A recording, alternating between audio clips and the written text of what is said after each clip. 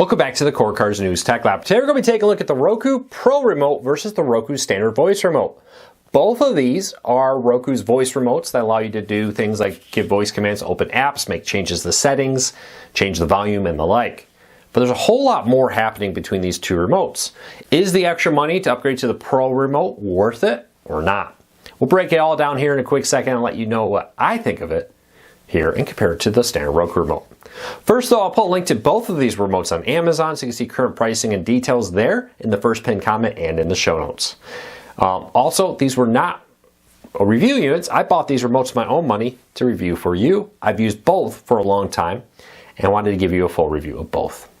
Lastly, if you like what we do, please consider hitting that subscribe button or hitting that thumbs up. We really appreciate it because it lets YouTube know you enjoy what we do here. So YouTube recommends our videos to more people, helping us grow, hopefully helping you decide if these remotes are right for you. Let's dive into it. Starting off with the extra remotes. As you see, come on, there we go. Very similar remotes, not a lot of difference in the initial look at, but there's a lot of differences under the hood. They both have the same directional D-pad. They both have programmable power and volume buttons on the side so that you can control your TV's volume, power, and the like with it without having to worry about that.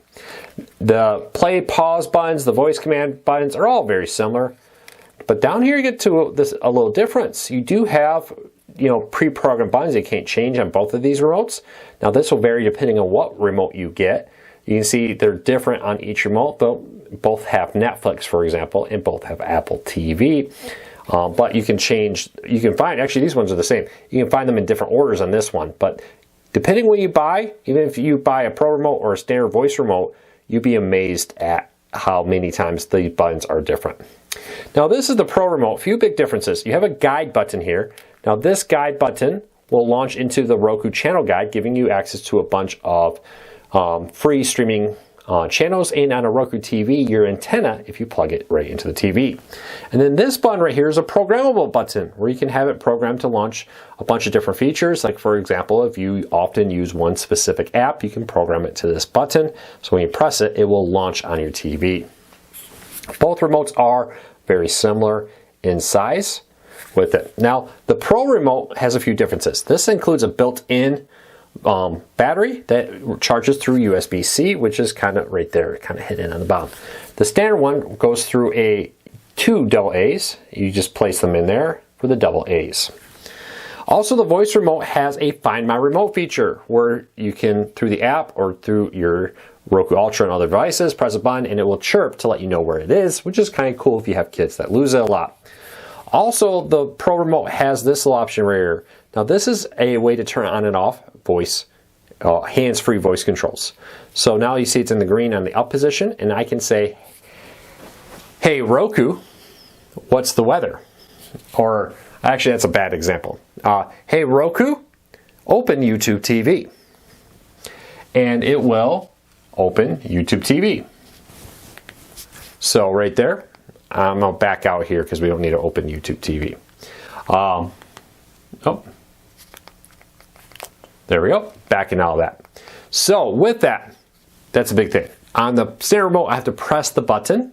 On the Pro Remote, I can still press the button if I want, or I can use the hands-free, which is nice because you can walk in the room, ask your Roku to turn on the TV, walk out. That way by the time you're sitting in your chair, your TV's on, you're ready to go. Or you can ask it to turn off the TV as you get up and leave. Both remotes work with most streaming players from Roku and all Roku TVs.